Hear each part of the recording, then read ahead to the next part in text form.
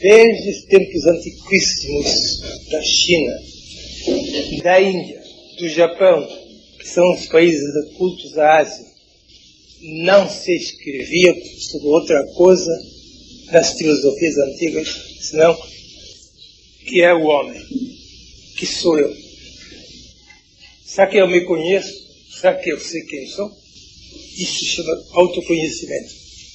Tempo dos Vedas, 5.000 anos antes de Cristo, na Índia, a mais profunda filosofia foi escrita sobre autoconhecimento. Quem é o homem?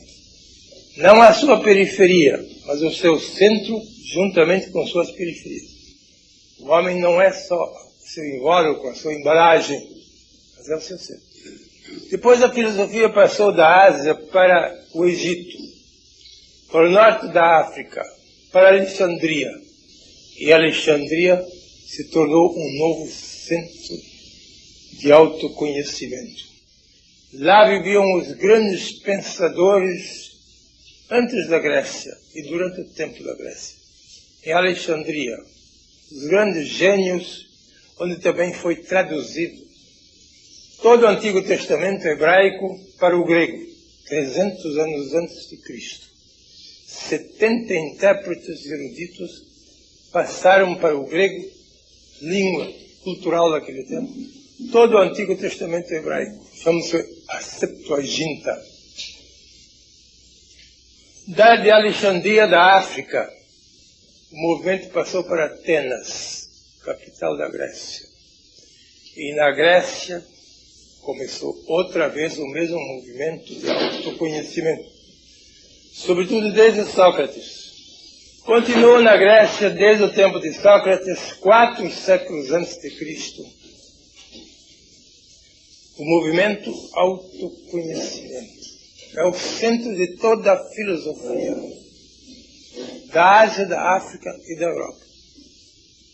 Índia, China, Japão, o Egito, a Grécia, todos os centros filosóficos tratavam de saber o que é o homem. E mandaram gravar no maior santuário de iniciação da Grécia, em Delfos, na fachada do santuário, 2 palavras mágicas em grego, gnoti selton. Em grego são só 2 palavras, nós temos que dar mais. Conhece-te a ti mesmo. Estava gravado no frontispício do santuário de iniciação em Delfos, na Grécia. Quer dizer, em todos os tempos, a filosofia teve como centro o homem. Esse desconhecido, como diz Alexis Carrel, o homem, esse desconhecido, ou o homem, esse fenômeno paradoxal, como diz Teilhard de Chardin, ou o homem, esse misto de grandeza e de miséria, como diz Blaise Pascal. Todos giram em torno do homem e querem saber o que é que ele é. E até hoje, um grande ponto de interrogação. Um grande ponto de interrogação. Pelo menos há 7.000 anos estamos fazendo a pergunta: que sou eu? Que é o homem? E até agora o autor tem que escrever: o homem, esse desconhecido. O homem, esse paradoxo. O homem, essa miscelânea de miséria e de grandeza. Por quê? Porque é muito difícil saber o que nós somos. É muito fácil saber o que é um átomo, mas é muito difícil saber o que é um homem. Por quê? Porque a inteligência pode analisar as coisas e depois ela sabe o que é. Mas pela inteligência nós não podemos analisar o homem. A psicologia faz análises sobre o homem. Mas isto não é autoconhecimento. A análise do nosso invólucro físico, do nosso invólucro mental e do nosso invólucro emocional, que é psicologia. Físico, mental e emocional é psicologia. Não é o que nós queremos. Nós queremos saber mais do que da nossa embalagem, a nossa embalagem corpórea, mental ou emocional. tudo isso é embalagem. São camadas externas do nosso ser. Mas não é ainda o centro e o cerne do nosso verdadeiro ser. Então, como é que vamos descobrir o nosso centro e cerne, a nossa quintessência, a nossa realidade invisível? Não é possível por meio de análises. Por meio de análises, nós só chegamos a descobrir o que é o corpo, o que é a mente e o que são as nossas emoções. Acabou-se. Psicologia não vai além disto. Nenhuma psicologia vai além disto. Nenhuma análise filosófica e científica vai além das periferias do homem. Mas não nos interessam as periferias agora. Nós queremos saber do seu centro. E isto não podemos saber só por análise. A análise é necessária, mas não é suficiente. A análise tem que preceder. E depois tem que vir outra coisa. Na célebre frase de Einstein, do mundo dos fatos não conduz nenhum caminho ao mundo dos valores, porque os valores vêm de outra região, sintetiza em poucas palavras todo o nosso problema. Einstein diz que do mundo dos fatos, que podem ser analisados, nosso corpo é um fato. A nossa mente é um fato. As nossas emoções são fatos. Podem ser analisados. Mas ele diz que do mundo dos fatos, que são objetos da ciência, não conduz nenhum caminho para o mundo dos valores. O nosso centro, ele sempre chama valor. As nossas periferias, ele chama fatos. Fatos são analisáveis. Fatos corpóreos, fatos mentais e fatos emocionais são objetos da psicologia e da filosofia.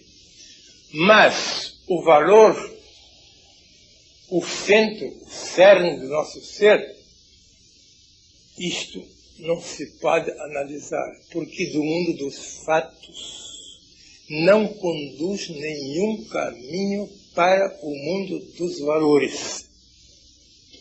Para desesperar, porque nós gostaríamos tanto que do mundo dos fatos analisáveis conduzisse algum caminho, pelo menos uma picada ou uma senda estreita, mas ele diz que não conduz nenhum caminho, nem largo nem estreito. Da análise não conduz nenhum caminho para o nosso interior. E mais tarde ele chama estes valores a intuição. Da análise não há nenhum caminho para a intuição. Agora já estamos jogando com duas palavras misteriosas. Análise e intuição. Muitos sabem o que é análise. A gente analisa uma coisa corporal, a gente analisa até a mente, a gente analisa até a psique, as emoções. Isso se pode analisar. Os livros estão cheios de análises. Escrevem livros maravilhosos sobre análise física, análise mental e análise emocional. Muito bem. Agora vem uma outra coisa que não é análise. Da análise não conduz nenhum caminho para a intuição. Todo mundo usa a palavra intuição, mas em outro sentido. No povo comum, intuição quer dizer um pressentimento. Eu tive a intuição de que fulano ia morrer, ele morreu mesmo. Eu tive a intuição de que ia acontecer isso e não aconteceu. Falhou a intuição. Isso não é intuição. Isso é pressentimento para nós. Pressentimento é do nosso ego. A intuição nada tem que ver com o nosso ego. Pressentimentos são do nosso ego físico, do nosso ego mental, do nosso ego emocional. Mas quando nós usamos a palavra intuição, falamos de uma coisa completamente diferente. Nós não podemos fabricar nenhuma espécie de intuição verdadeira, porque do mundo dos fatos não conduz nenhum caminho para o mundo dos valores. Os valores são a intuição. Mas o que é, então, o valor? O que é a intuição? Para os nossos sentidos não é nada. Para a nossa mente não é nada. Para as nossas emoções não são nada. E como é que nós podemos chegar até a zona da intuição, até a zona dos valores de que Einstein fala constantemente? Nós não podemos lá chegar. Não podemos. Já desanimem desde a primeira noite. Ninguém pense que algum dia ele se possa tornar intuitivo. Tire toda a esperança, desde já. Não pense tal coisa. Então poderíamos fazer ponto final aqui. Mas não vamos fazer ponto final. Porque, diz Einstein, os valores vêm de outra região. Vêm. Nós não podemos descobri-los, mas eles vêm. Veja que palavra feliz ele usou. Nós podemos fabricar análise. Toda espécie de análise a nossa mente fabrica. A torta direita. Análise física, análise mental, análise emocional. Ninguém pode fabricar uma intuição. Porque esses vêm de outra região. De outra região. Qual é a região de onde vêm os valores ou a intuição? Ele não o disse. Diretamente, Einstein não o disse. Mas em muitos artigos dele, que eu tenho lá, ele dá uma pista para descobrir de onde é que vêm os valores. Nós não podemos fabricar valores. Cuidado com esta filosofia existencialista que quer fabricar valores. A filosofia existencialista diz, bem, valores não existem. Valores são uma construção mental. Quase toda a filosofia moderna pende para este lado que valores não são coisas reais. É uma abstração. É uma ficção da nossa mente. Ou como dizem eles, é uma construção mental. Lá vem o maior dos cientistas modernos, Einstein, diz, não, os valores existem. Nós não fazemos os valores. Mas eles estão em outra região. Não estão na região do nosso ego, da nossa análise física, da nossa análise mental, da nossa análise emocional. Lá não estão os valores. Mas ele diz que estão em outra região. Porque se eles vêm de outra região, então eles estão lá. Logo, valor é uma coisa objetiva. Valor não é uma fantasia. Valor não é uma ficção. Não é uma construção mental. Vocês vão ler isso nos livros, por toda parte. Isto é uma construção mental, não tem nada de realidade. É uma fantasia. Não é verdade. Os maiores cientistas admitem que os valores existem, independentemente de nós. E que podem ser canalizados para dentro de nós. Mas já existem antes de serem canalizados. A nós nos compete canalizar. Isso nós não podemos. Nós não podemos canalizar nenhum valor para dentro de nós. Mas os valores podem canalizar-se por si mesmos para dentro de nós. Agora já estamos dentro desse mistério. Já estamos dentro de dois mundos. O mundo constatável e verificável e analisável dos nossos sentidos físicos, da nossa inteligência mental e das nossas emoções psíquicas. Isto nós podemos fazer. Nós somos donos disto. Fazemos e desfazemos tudo isto. Fazemos e desfazemos análises. Ninguém pode fazer e desfazer valores. E estamos diante desse mistério. Como é que podemos saber da realidade de valores? Se os valores estão em outra região, eles se vêm de outra região. E quando é que eles vêm?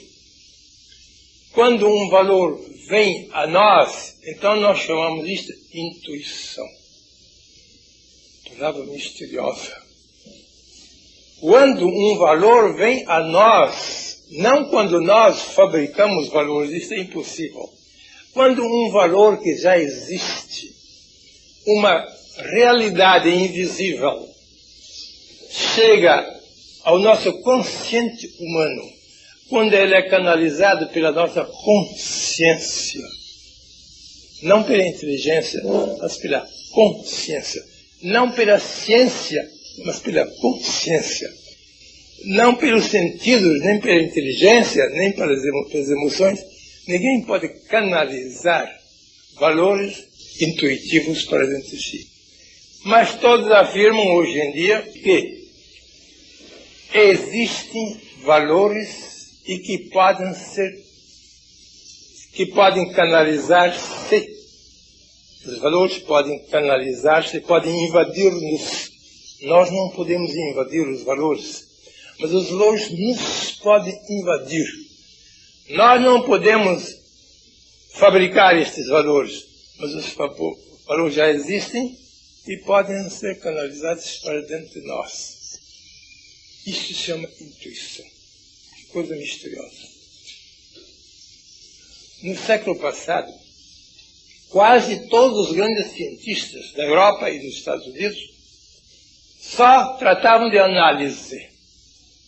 O que não se podia analisar não era certo. Hoje em dia mudou completamente.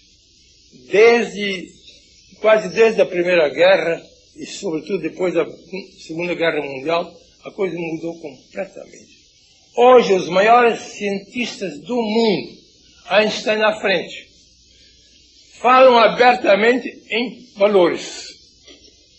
No século passado não se podia fazer isto. Aí dos cientistas que falassem em valores, bobagem, isso é infantilismo. Isso não existe em valores, isso é fabricação nossa. No século passado era assim. Não se podia falar em coisas que não fossem fatos. A ciência era feita de fatos. Fatos físicos, fatos mentais e fatos emocionais. Agora a coisa mudou. Uns 50 anos atrás começou a mudar. Os cientistas falam abertamente em valores que estão além de todos os fatos. E falam em intuição, que é o modo de estabelecer um contato entre os valores e nós. E falam em consciência. Quem é que no século passado podia falar em consciência? Isso é atraso. Consciência das igrejas. Aqui nós não tratamos de consciência, diziam os cientistas, nós tratamos de ciência. Ciência trata de fatos. Consciência trata de valores. E os cientistas não tinham a coragem de mencionar palavras como consciência, como valores, porque tudo isso era tabu, tabu, tabu. Isso não se pode usar na academia e na universidade. Isso se pode usar na igreja, nos conventos, mas não se pode usar na igreja. Hoje em dia a coisa mudou. Os maiores cientistas falam abertamente em valores, além de todos os fatos, falam em intuição, além de toda a análise, que é uma coisa de alta novidade. E o homem mais corajoso que fala em valores de intuição é Einstein, pai da era atômica, que não era um homem de igreja, nunca pertenceu a nenhuma igreja, nem a igreja cristã, nem a igreja judaica. Embora ele fosse de origem judaica, ele nunca frequentou a sinagoga. Mas era um homem profundamente religioso. Ele afirma categoricamente: eu sou um homem profundamente religioso, mas não tenho nenhuma religião. Porque ter uma religião é ter um certo credo, ter uma certa teologia cristã, pagã, judaica, muçulmana ou outra, isto é uma religião. Johnson diz, eu não tenho nenhuma religião, certo? Eu não pertenço a nenhum partido eclesiástico, não pertenço nem ao partido da sinagoga. Eu simplesmente sou um homem religioso. Ele insiste, ele é religioso não de religião, mas ele é religioso de outro modo. O que é que ele entende por religiosidade? Essa intuição. Essa intuição é que ele chama de religiosidade. Quando alguém chega a saber pela consciência que além de todos os fatos há valores grandiosos no universo e que estes valores são reais e que estes valores podem ser canalizados para dentro de nós, de certo modo, que vamos ver ainda depois. Isto ele chama religiosidade. A religiosidade não trata de nenhum fato. As religiões são fatos, as igrejas são fatos, as seitas são fatos. A religiosidade não trata disto. A religiosidade trata da canalização de valores pela nossa consciência. Podemos canalizar os valores transcendentais para dentro de nós, através da nossa consciência. Isto Einstein chama ser religioso. E desde que Einstein escreveu isto, primeira vez, ele escreveu isto em 1939, ainda na Universidade de Princeton. Eu estive lá com ele 45 até 46. Mas antes ele já tinha escrito isto no seu livro Mein Weltbild, a imagem que eu tenho do mundo. E depois naquele outro livro, Aus meinen späten Jahren, dos meus últimos anos. E depois que Einstein escreveu que ele não tinha nenhuma religião, mas que ele era um homem profundamente religioso, e que não tratava só de análises científicas, mas tratava também de intuição cósmica. Todo mundo criou coragem. Porque quando um gigante vai à frente, todos os pigmeus seguem atrás. Mas quando nenhum gigante vai à frente, ninguém tem coragem de ir à frente. Não vamos falar em valores, não vamos falar em religiosidade, não vamos falar nessas coisas transcendentais, porque isso desacredita a nossa ciência. Os cientistas tinham medo de empalidecer a sua auréola científica, ou fazer cair por terra a sua auréola científica, se falassem em coisas transcendentais, em coisas metafísicas, em coisas religiosas, em valores que ninguém pode ver um valor, nunca ninguém viu um valor. Vocês não podem ver um valor, vocês podem ter consciência de um valor, mas vocês não podem ver, nem ouvir, nem tanger nenhum valor. Quer dizer, tratando de valores, já falamos de uma realidade transcendental. Não de uma fantasia, mas de uma realidade mais real que os próprios fatos.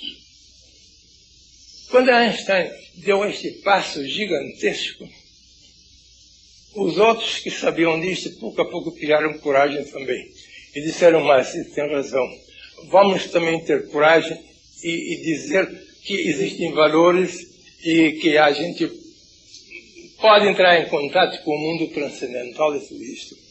Então, uma série de grandes cientistas, hoje conhecidos no mundo inteiro, falam abertamente numa coisa que a gente pode intuir, mas não pode analisar.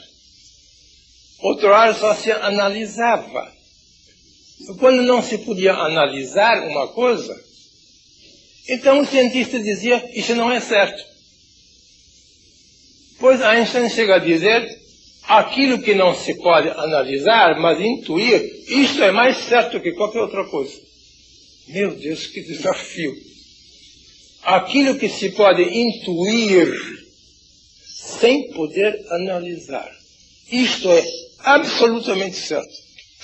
O que se pode apenas analisar é mais ou menos certo, mas não absolutamente. Einstein dá infinitamente mais valor a certeza intuitiva do que toda análise científica. Vejam que mudança desde os últimos 50 anos. A humanidade enveredou por um outro caminho. Ela não despreza mais a análise, continua a analisar em todos os laboratórios e universidades, faz muito bem. Mas não acredita mais que não exista nada fora das coisas que se possam analisar. Hoje em dia, preciso saber uma coisa que não se pode conhecer nem crer. As igrejas mandam crer. Todas as igrejas mandam crer em valores. Deus é um valor, a imortalidade é um valor, minha alma é um valor. As igrejas mandam crer. Porque as igrejas tratam das massas. E da massa não se pode esperar nada senão crença. Vocês não podem esperar de uma grande massa de homens que saiba por experiência. Não pode. E que conheça por ciência já um pouco mais avançado. Mas a maior parte se contenta com crer. Crer é um ato de boa-fé. Fazem bem. Nós não censuramos os crentes. Achamos que eles têm razão e na zona em que eles estão não se pode fazer coisa melhor do que crer. Os cientistas muitas vezes desprezam os crentes, os que têm fé. Dizem, isso é infantilismo, isso é puerilidade. Nós, os cientistas, não cremos. Nós conhecemos. Nós analisamos. Depois vem alguns que estão além dos crentes e além dos cientistas. Como é que vamos chamar essa terceira classe? Os sapientes. Os que sabem.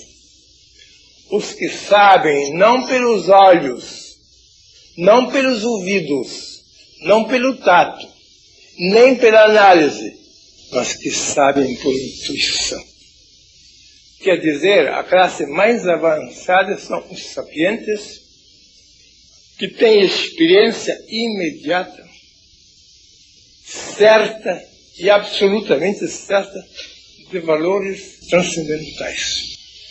E isso hoje em dia está prevalecendo no mundo civilizado. Dizem que o mundo está ficando de mal a pior. Isso em grande parte é verdade. Mas não nos esqueçamos de que o mundo não é somente massa. O mundo também é elite. 30% é pura quantidade, não é qualidade. Isso é massa. Nós não podemos esperar das massas que avancem um passo tão grande rumo à elite.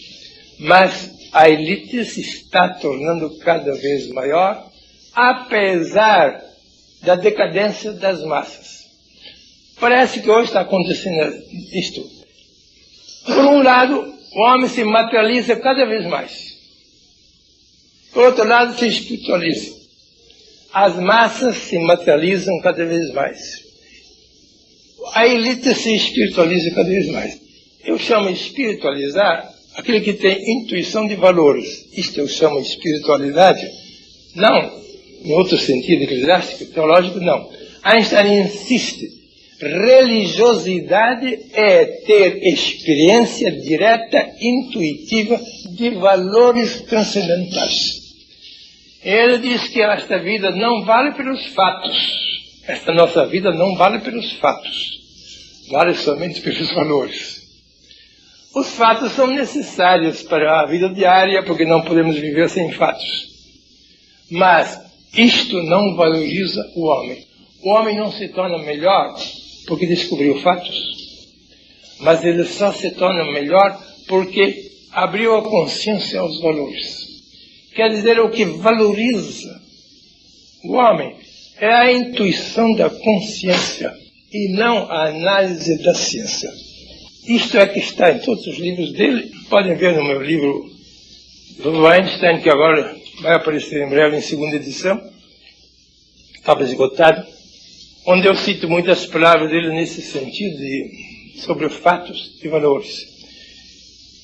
E podem ver em muitos livros meus aí, a diferença entre fatos e valores.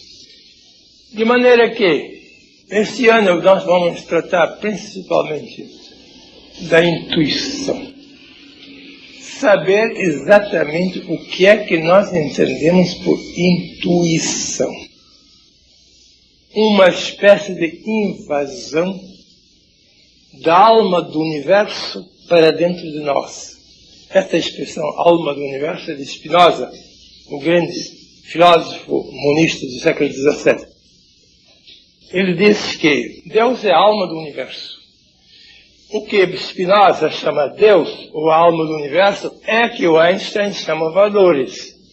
E o que ele chama religiosidade. Então, nós temos a impressão de que a intuição é uma graça de Deus, que é um dom especial dado a alguns privilegiados de Deus e que os outros não têm nada a ver com a intuição. Isso não é verdade. A intuição faz parte essencial da natureza humana. É uma consolação para muitos. Julgavam que havia uma classe privilegiada que podia ter intuição verdadeira. E dizemos não. A intuição faz parte da própria natureza humana. Todo homem é potencialmente intuitivo. Atualmente poucos são. Potencialmente todos são. Quer dizer, em germen, todos são intuitivos. Como planta, poucos são intuitivos, porque não cresceram. Um germen, qualquer grãozinho, não é uma planta. E depois é uma planta. O mesmo germe se transforma em planta. Se ele não fosse planta antes de se transformar, ele não poderia transformar-se. Porque ninguém se torna o que não é. Ninguém se torna o que não é. Se germe não fosse potencialmente uma planta, ele nunca podia transformar-se numa planta. É claro. É lógico. É matematicamente certo. Mas com uma semente qualquer, viva naturalmente, já é potencialmente uma planta. Por isso, se ele encontra ambiente favorável na Terra e na luz solar, então o germe brota, germina, cria raízes e folhas, e depois está lá uma planta em vez de um germe. Isso nós chamamos a presença potencial da planta. A planta está potencialmente presente na semente. E depois ela está atualmente presente na planta. Mas a presença potencial é uma presença real, apenas em outra forma. Deste modo, a intuição está potencialmente presente em todo e qualquer ser humano normal. Estamos falando, naturalmente, de seres humanos normais. E porque quase ninguém tem intuição real? Porque não desenvolvemos o nosso germe. Não plantamos o germe em terreno fértil, com bastante calor solar e bastante umidade terrestre. Porque um germe só brota com duas coisas: umidade da terra e calor solar. Se é só umidade, ela apodrece. Se é só calor, ele resseca. Não brota. Mas se ele tem umidade terrestre e calor solar ao mesmo tempo, em breve ele vai brotar, ele vai dar planta. Quer dizer, se a nossa intuição está em forma de germe e não desabrochou, é porque nos faltam circunstâncias. E que circunstâncias são estas? Não são circunstâncias de fora, não são circunstâncias de tempo e espaço. São circunstâncias da nossa própria substância. O nosso centro se chama substância, as nossas periferias são circunstâncias. A nossa intuição não vem das periferias, vem de dentro do nosso próprio centro. Eu fiz aqui uns quadros aí. Aí tem, aqui está um centro com uma periferia, mas sem contato. Aqui há um centro, o ponto central, e há uma periferia, mas não tem contato. Isso é mais ou menos a intuição em germe. que a maior parte passa assim a vida inteira. Não desenvolve. Aqui tem a mesma coisa, mas já de outro modo. Tem o centro e tem a periferia, mas tem uma ligação entre o centro e a periferia. E agora não há mais duas coisas.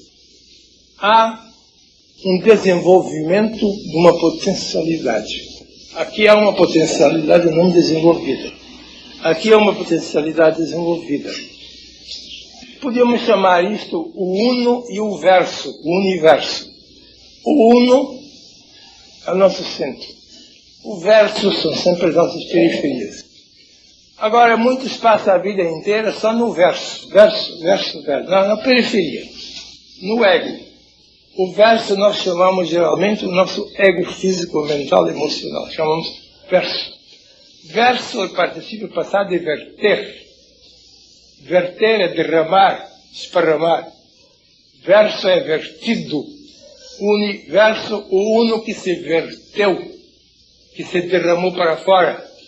O uno do centro que se derramou para fora. Mas aqui não há nenhum derramamento. Aqui há. Aqui o uno se expandiu e invadiu todas as periferias. Quer dizer, o movimento não pode vir da periferia. O movimento tem que vir do centro. Isto é que Einstein quer dizer do mundo dos fatos, que é a periferia. Não há nenhum caminho para o mundo dos valores, que é o centro. Mas há o contrário. Do mundo dos valores, há um caminho para o mundo dos fatos. Isso é possível. Porque os valores são muito maiores que os fatos. Vocês podem derivar os fatos dos valores. Mas vocês não podem derivar os valores dos fatos. Isso é contra toda a lógica. Se vocês têm 100, vocês podem tirar 10. Isto é derivar o menor do maior. Mas se vocês só têm 10 e vocês querem derivar 100 do 10, eu quero ver quando é que vocês vão fazer isto. Nunca ninguém fez. O 100 não está contido no 10, mas o 10 está contido no 100. Eu chamo agora, o 10 seria a periferia e o 100 seria o centro. Nós não podemos derivar o centro da periferia, mas podemos derivar a periferia do centro. Do mundo dos fatos periféricos não há nenhum caminho que conduza para o valor central. Isso é Einstein. Porque os valores vêm de outra região. Os valores não vêm dos fatos. De que região vêm os valores? Dizem os bons escritores e poetas que eles vêm do cosmos, vêm da alma do universo. E a alma do universo é que manda valores para dentro de nós através da nossa consciência. Isso é verdade, mas não no sentido em que eles dizem. Porque o universo nós temos dentro de nós. Eles entendem sempre o universo macrocósmico, as galáxias, os astros, os sóis, as vias lácteas, as nebulosas do espaço. Não, isso nós não chamamos de universo agora. O universo está dentro de cada um de nós. Nós somos cósmicos por dentro. No centro nós somos cósmicos. Dentro do nosso centro estão todas as forças do cosmos. Quando nós dizemos que as forças cósmicas nos invadem pela intuição, nós somos invadidos pelas forças cósmicas através da consciência intuitiva.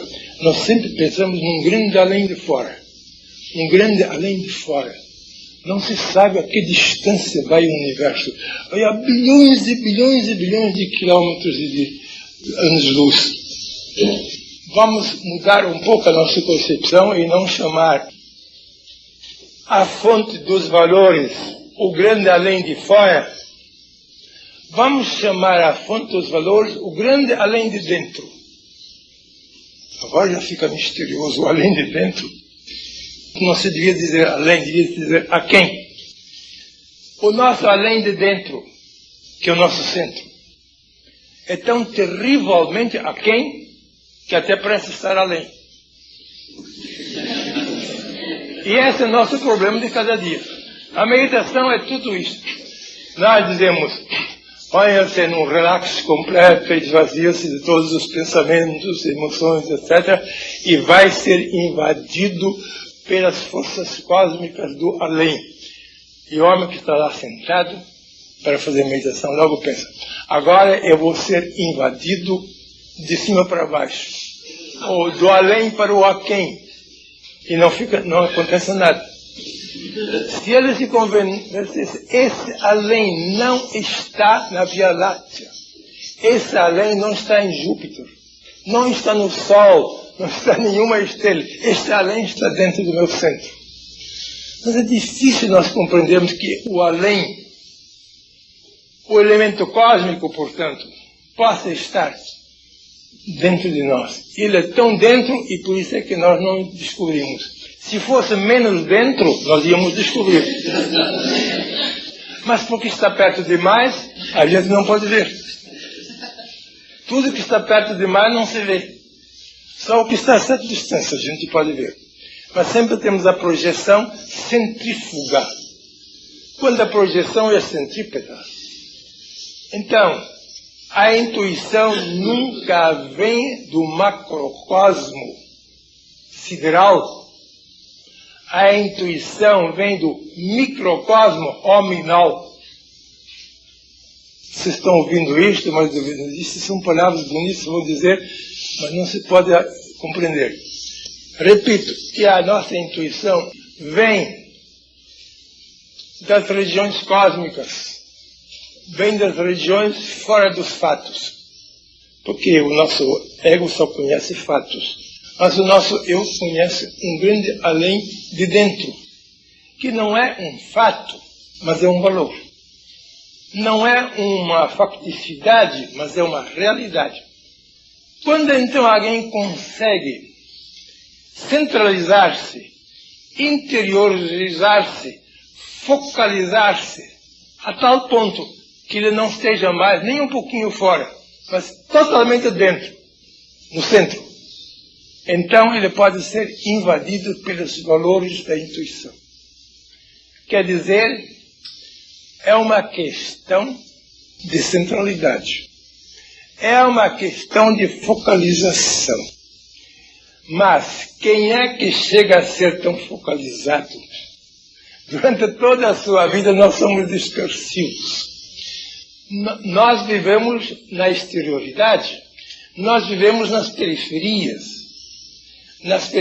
materiais, que são as mais distantes. Mas também temos periferias mentais, que são um pouco mais perto.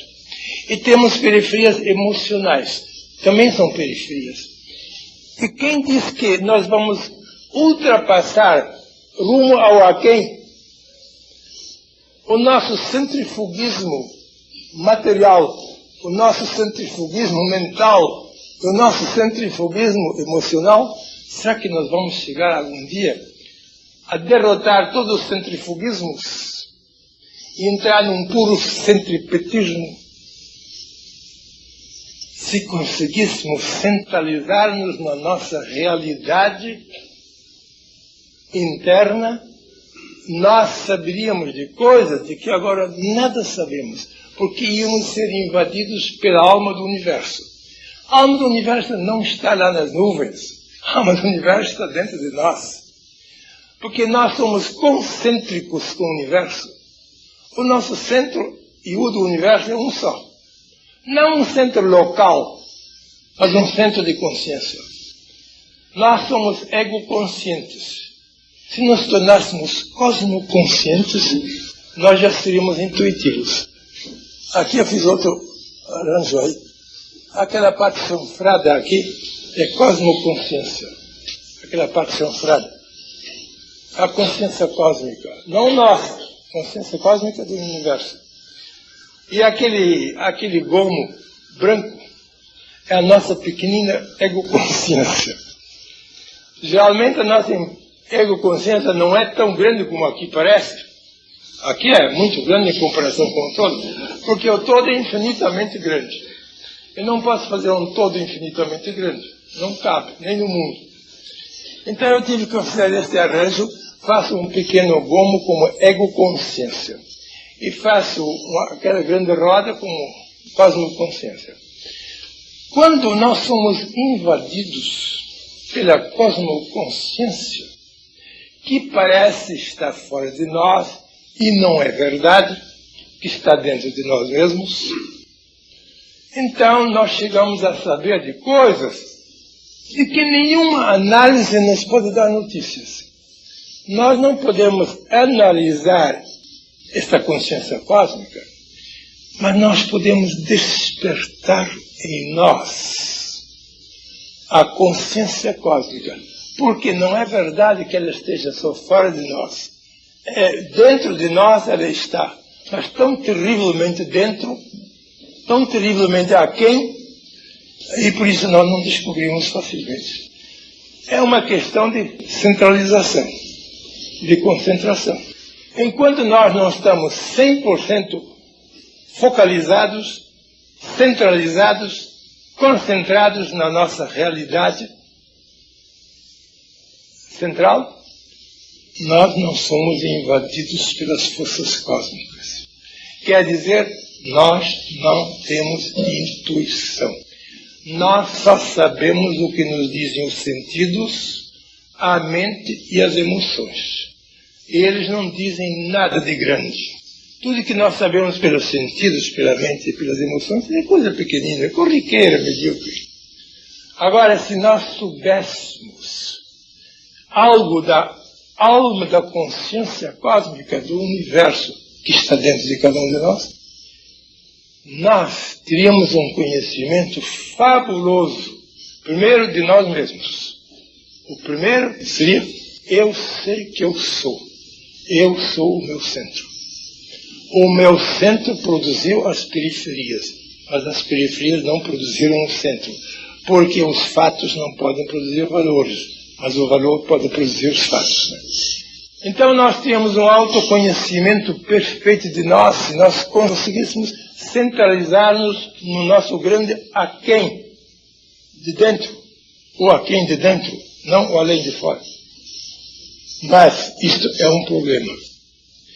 Então dizem os orientais, quando o discípulo está pronto, então o mestre aparece. A prontidão do discípulo consiste nessa centralização. Quando o discípulo não está centralizado no seu centro, o mestre, que é a consciência cósmica aqui, não vai aparecer. Porque a consciência cósmica só pode invadir alguém que chegou até dentro do seu centro. Aqui já estamos na pista daquilo que se devia chamar intuição. Isto é um dom natural da natureza humana. Não é nenhuma graça. Não é nenhum privilégio que Deus dê a alguns e não a outros. Não, senhor. Nós somos todos potencialmente intuitivos. Podemos despertar em nós uma consciência cósmica. Mas isto exige certas condições que nós dificilmente realizamos, porque o nosso ego é muito dispersivo, é muito periférico, é muito centrífugo e dificilmente aceita esta centralidade. Porque se o nosso ego se reduz a um foco, a uma centralidade, ele diz que vai morrer. Ele diz que vai ser sufocado. Ele não pode viver dentro do centro, só pode viver nas periferias. E por isso o nosso ego reluta constantemente contra esta centralidade. Ele tem razão. Ele tem razão. Ele não pode fazer outra coisa. O ego não pode ser central. Ele não pode ser central. Ele tem que ser periférico. Então, não é matar o ego, é transcendê-lo.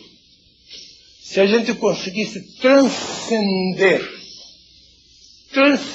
ultrapassar as barreiras centrífugas do ego e fosse para o indimensional do centro, então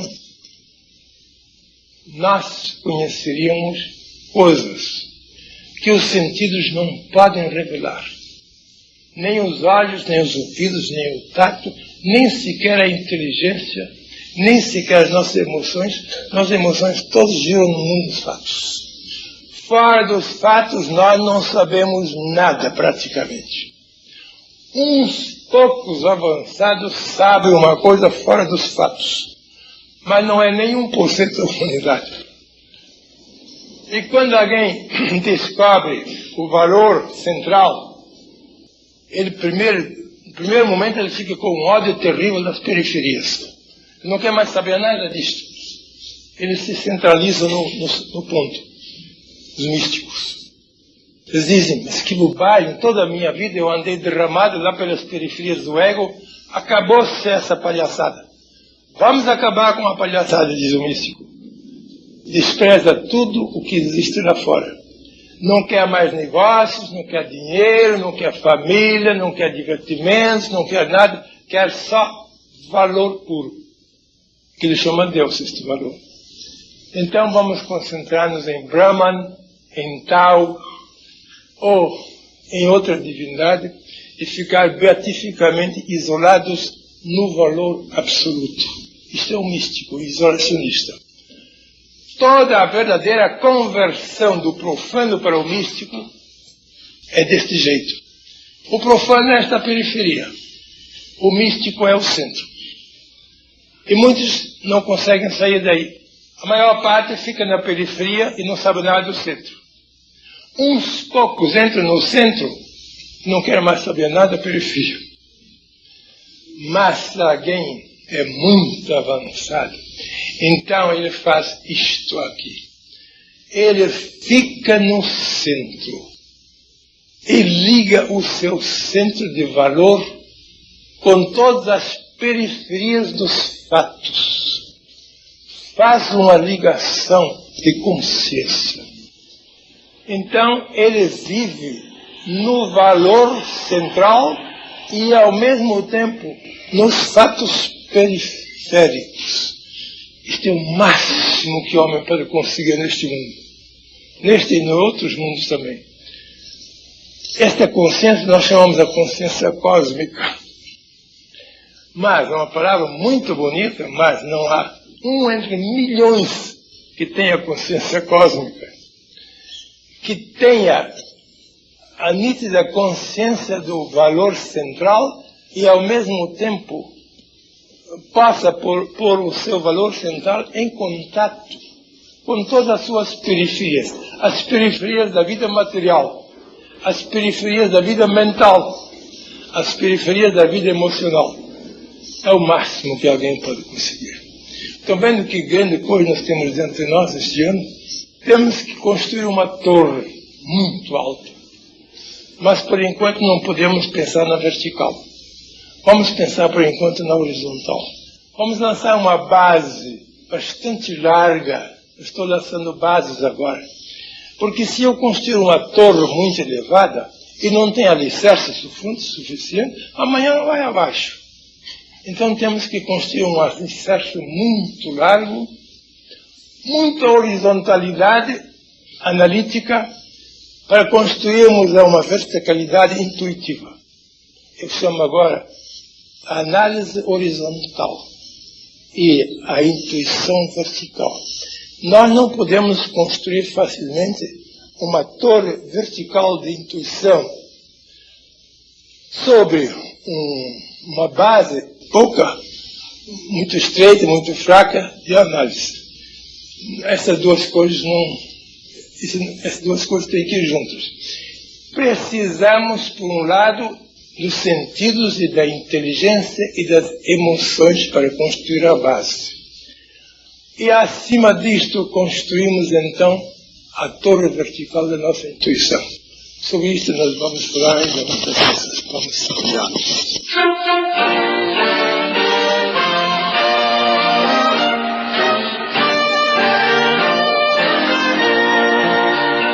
Alvorada, luz divina, surge em nosso coração.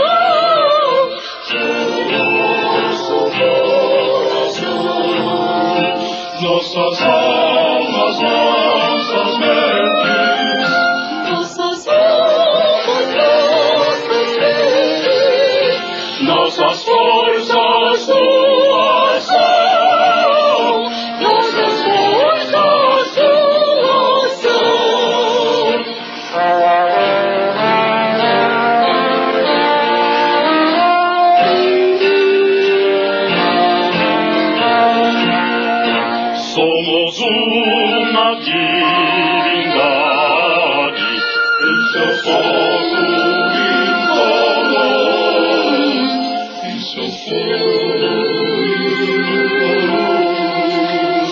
Unos na fraternidade, Unos na fraternidade do universo multipor, do universo multipor.